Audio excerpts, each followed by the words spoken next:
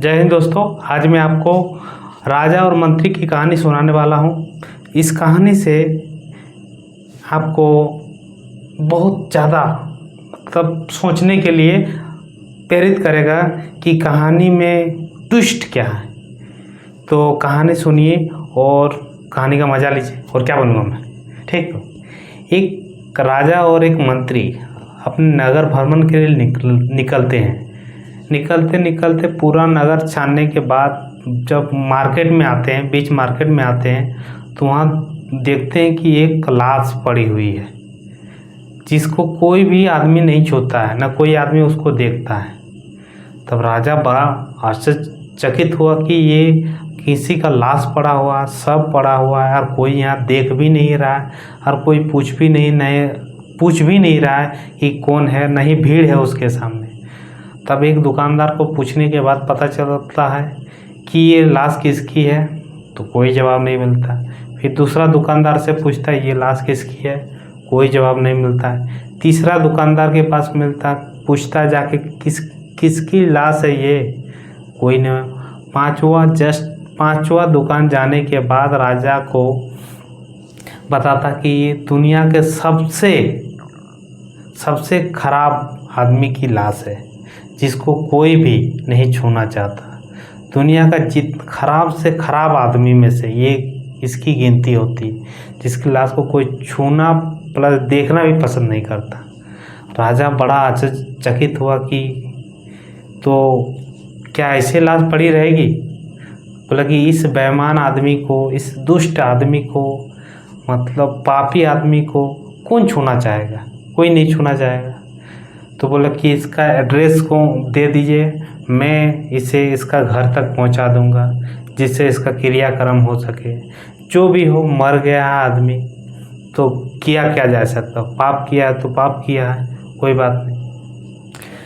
तो जब एड्रेस दे देता है तब राजा और मंत्री दोनों इस लाश को पकड़ के उसके दिए हुए पते के अनुसार उसके घर पहुंचा देता है। जब इस सब को राजा उसकी पत्नी को देता है कि देखिए ये आपके पति का जो शव है, जो वहाँ बीच मार्केट में पड़ा हुआ था, ये सबका कहना है कि ये सबसे दुष्ट बेईमान पापी आदमी का शव है जिसका लाश को कोई छूना नहीं चाहता। तब जब उसका पत्नी देख के ही लाश को अपने आगोश में भर लेती है और खूब जोर से रोती है, बोलते कि दुनिया के सबसे सच्चे आदमी, सबसे ईमानदार आदमी का शव है, दुनिया का सबसे सच्चे और सबसे ईमानदार आदमी का शव है, ना इसने कोई पाप किया है न कोई, और खूब रोने लगती। तो राजा भी आश्चर्यचकित हो जाता है कि ये क्या बोल रही है। पूरा बाजार मार्केट बोल रहा है कि सबसे पापी आदमी का, दुष्ट आदमी का ये सब है। और इसकी पत्नी बोलती है कि सबसे पुण्य आत्मा, अच्छे आदमी, सच्चे नेक जेंटल आदमी का है, ये कैसे हो सकता है। तब राजा को रहा नहीं गया, तो राजा ने पूछ लिया कि यार सब कोई इसको बेईमान दुष्ट, सब कोई इसकी लाश को छूना तक नहीं पसंद करता था, लेकिन आप बोलते हैं कि ये सबसे सच्चे और नेक आदमी थे, कैसे। तब उसकी पत्नी बताता है कि दुनिया को पता नहीं कि ये कितने नेक और अच्छे थे, लेकिन मैं इसकी पत्नी हूँ, मैं ये ज़रूर जानता हूँ कि ये सच्चे नेक इंसान थे। बोले कैसे कि ये डेली वेश्यालय जाते थे और कुछ पैसा दे देते थे, डेली उसको पैसा दे देते थे। बोलता कि अब तुम कोठा अपना बंद कर लो तुम्हारा आज का मेहनताना दे देते थे। तो सब कोई सोचता था कि ये आदमी डेली कोठा जाता है, इस कारण से सब कोई आदमी इसको गलत सोचते थे। लेकिन मैं जानता हूँ कि ये दूसरा को बचाना चाहते थे कि उस कोठे से बहुतों का लाइफ बर्बाद हो जाता है, इस कारण से उसका ताना दे देते थे और बोलते थे कि आज के लिए तुम बंद कर लो अपना दरवाज़ा। तो ये डेली करते थे, इस कारण से इसको बहुत आदमी मतलब खराब बेचारी बहुत कुछ बोलते थे। लेकिन मैं बोलता था कि ये क्यों करते हैं। तो बोलता है कि मेरा कर्म है अच्छा कर्म करने का, तो मैं ही करूँगा। तो बोलता है कि आप अपने नज़र में तो अच्छे हैं लेकिन दुनिया की नज़र में ख़राब है, लेकिन फिर भी बोलता है कि मैं यही करूँगा कि सबका भलाई करूँगा। उसके बाद वो शराब ठेके जाते थे, शराब खाना जाते थे, वहाँ पर वो दारू लेते थे और घर लाते थे और नली में बहा देते थे। इस तरह से वो डेली जाते थे, शराब खाना भी जाते थे और वेश्यालय भी जाते थे, और दारू लाते थे और नली में बहा देते थे, वहाँ जाते थे, मेहनताना दे के आ जाते। तो सबके नज़र में ये दुष्ट पर, लेकिन ये मेरे नज़र में नेक ईमानदार आदमी थे। तो बोलते कि सबकी नज़र में तो दुष्ट थे ही, बेईमान व्यभिचारी जो बोल सकते हैं। लेकिन एक दिन बोलते हैं कि आप जब इसकी पत्नी बोलती थी कि ऐसे आप करते हैं ना तो आपका कोई लाश को भी छुएगा नहीं, इस तरह का व्यवहार थे। बोले मेरा लाश को यहाँ का जो सर्वश्रेष्ठ राजा होगा ना वो छुएगा, वो मेरा अंतिम संस्कार करेगा, कोई छुए या ना छुए।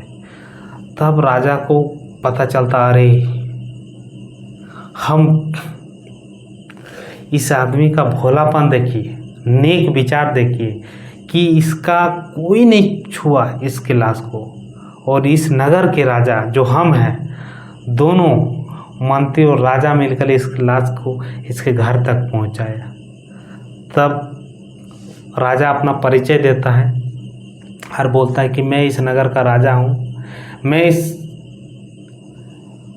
भोले आदमी से मैं बहुत ज़्यादा प्रसन्न हूँ, और मैं इस का दाह संस्कार में पूरा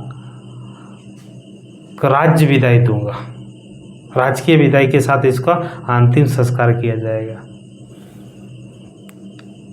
और उसके बाद उसका राजकीय विदाई होता है, अंतिम संस्कार किया जाता है। राजा सोचने लगता है कि जो नेक बंदा होता है ना, जो नेक बंदा होता है वो उसका ज़िंदगी अच्छा कर्म उसका कभी नहीं जाता। उसको सब दुनिया खराब बोलता है लेकिन उसके नज़र में वो बहुत अच्छे थे। इस कारण से बोला जाता है यदि आप अपने नज़र से यदि अच्छे हैं तो दुनिया क्या बोलता है आपको कोई फ़र्क नहीं पड़ता है। इस कारण से दोस्तों आप अपने नज़र में बेस्ट रहिए।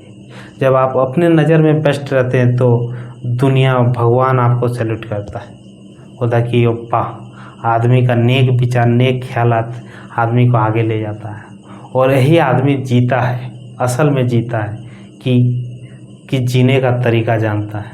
तो कहानी से कुछ भी सीख मिले तो मुझे कमेंट सब्सक्राइब